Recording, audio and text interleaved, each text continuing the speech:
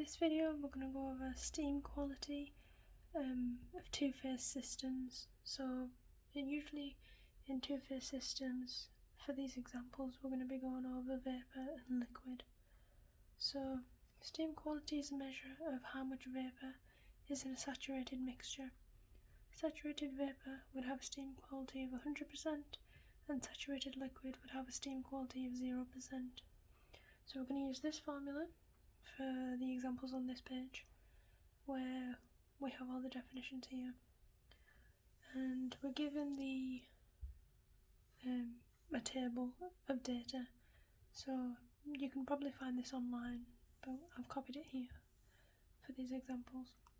So at 70 degrees, calculate the enthalpy of steam if the steam quality is 85%.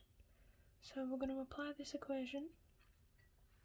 So X subscript SQ is the steam quality. So we have 0.85, and now we want the enthalpy minus the enthalpy of fluid, and by fluid we mean liquid in this case, over the enthalpy, and the subscript Fg is the enthalpy of vaporization. So we want the enthalpy, which is H. So at 70 degrees we go down to the data tables and we want HF and HFG. So we're going to use these two in our equation.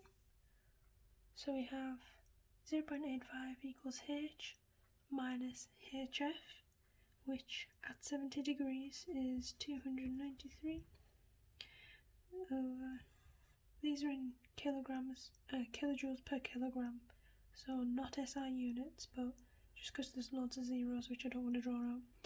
And the enthalpy of vaporization, so at 70 degrees that is 2334.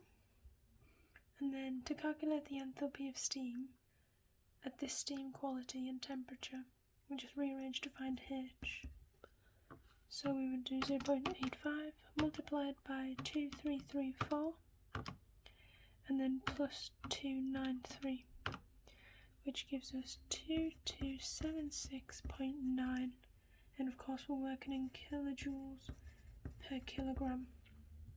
So if we do to another example, at 42 degrees, calculate the enthalpy of steam if the steam quality is 63%. So again we've got 0.63 equals enthalpy, which we're going to calculate, and then we need the enthalpy of the liquid and the enthalpy of vaporization at that temperature. So at 42 degrees we have the enthalpy of the liquid is 175.9 and enthalpy of vaporization is 2402. So we add that into our equation. So we have H minus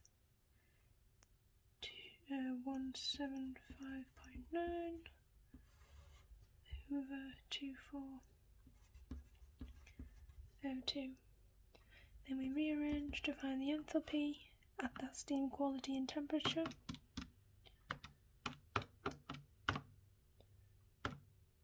Then we plus 175.9, which gives us 1689.16 kilojoules per kilogram. Then we do for this one. So at 140 degrees, calculate the steam quality if the enthalpy of steam is 1447.2. So this time we want to work out this value. So we just plug in the rest of the values, which we can obtain from the table. So we have 1447.2 minus the enthalpy of the liquid at 140 degrees, which is that one, divided by the enthalpy of vaporization at 140 degrees,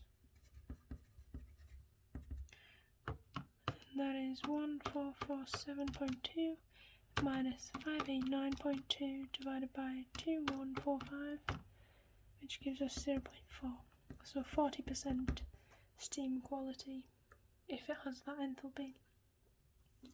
Next one, 16 degrees, calculate the steam quality if the enthalpy of steam is 2111.45. So 2111.45 minus the enthalpy of the liquid, 67.16, divided by 2463, which is the enthalpy of vaporization at 16 degrees. Steam quality, we have 2111.45 minus 67.16 over 2463, which gives us a steam quality of 83%. So another way we can calculate two-phase systems is by calculating the mole fractions, or mass fraction, of each species. So given we have an enthalpy or an entropy of the mixture, we can calculate the mass fractions of liquid and mass fractions of vapor. So at 5.82 degrees, the enthalpy of saturated refrigerant is 131.5. Calculate the mass fractions of the liquid and vapor components. So again, we have a little data table. This can be found online, and if we don't have these temperatures, you can interpolate. So at 5.82 degrees, so this is the enthalpy of the mixture, and we want to work out how much as a fraction is liquid and vapor. So we have 131.5, and that equals, so if we assign the mass fraction of liquid as x, which is something we don't know, the mass fractions of liquid and vapor have to add to 1, right?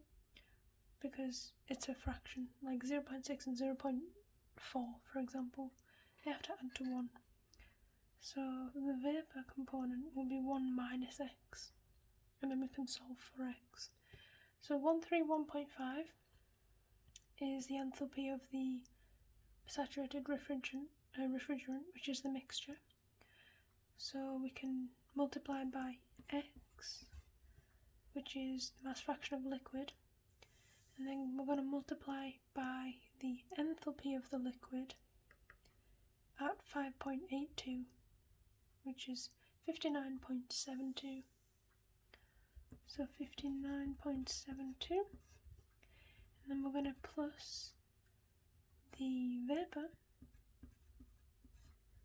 vapor fraction multiplied by the vapor enthalpy at that temperature, which is 253.18.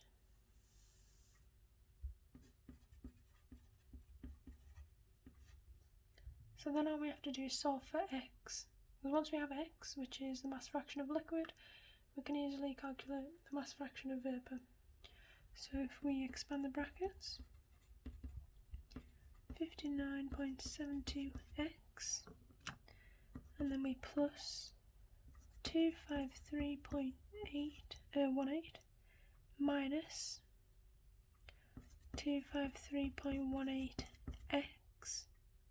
Now we have terms of x, so we can put all the terms in with x on the left.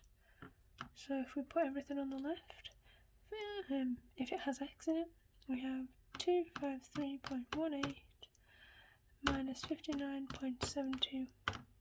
So that's 193.46x equals, and then we put all the numbers on the right, 253.18 minus 131.5, that gives us 121.68. So dividing both sides to get x by itself,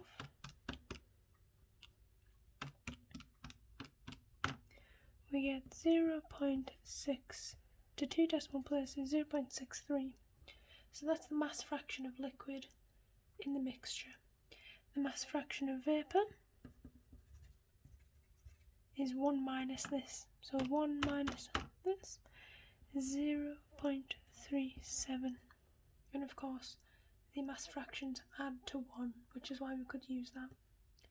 If we do another example, at 35.51 degrees, the enthalpy of saturated refrigerant is 123.4. Calculate the mass fractions of liquid and vapour components. So again, we assign x and 1 minus x. So we have 123.4, and this is the enthalpy at 35.51 degrees. So we take into account how much liquid there is, then we multiply it by the liquid enthalpy at that temperature, which by looking at the graph, the table, sorry, then we have liquid 35.51, so the enthalpy is 101.62. If we take into account the vapour, we multiply by 269.26,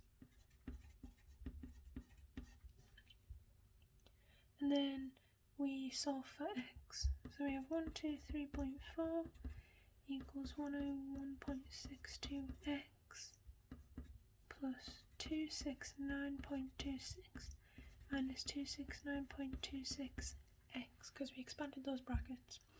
Then if we get all the terms with x on the left, so 269.26 minus 101.62, we get 167.64x, and then all the numbers on the right, 269.26 minus 123.4, that gives you 145.86. Solve for x, which is the mass fraction of the liquid, we get 0.87. And then for the vapour, we just do 1 minus it, which is 0.13. Right, so for the last example, it's the exact same. At 39.37 degrees, the entropy of the saturated refrigerant is this. Calculate the mass fractions of vapour and liquid components. So it's the exact same as the previous examples, but this time we're dealing with entropy instead of enthalpy. So we have 0.71657778. So we take into account the vapour and the liquid. So vapour, then we find the vapour entropy of the vapour at this temperature. Vapour, so 0.91558. And then we take into account the liquid, and the liquid entropy at 39.37, 0.39189. If we expand all the brackets,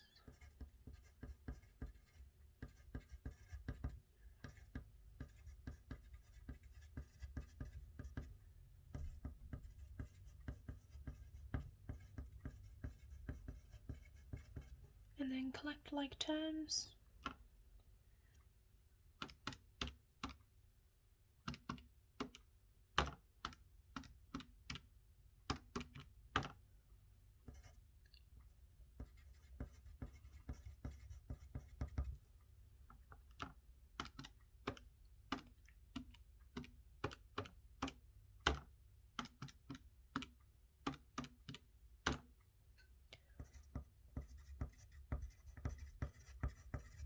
and then we divide to get x by itself.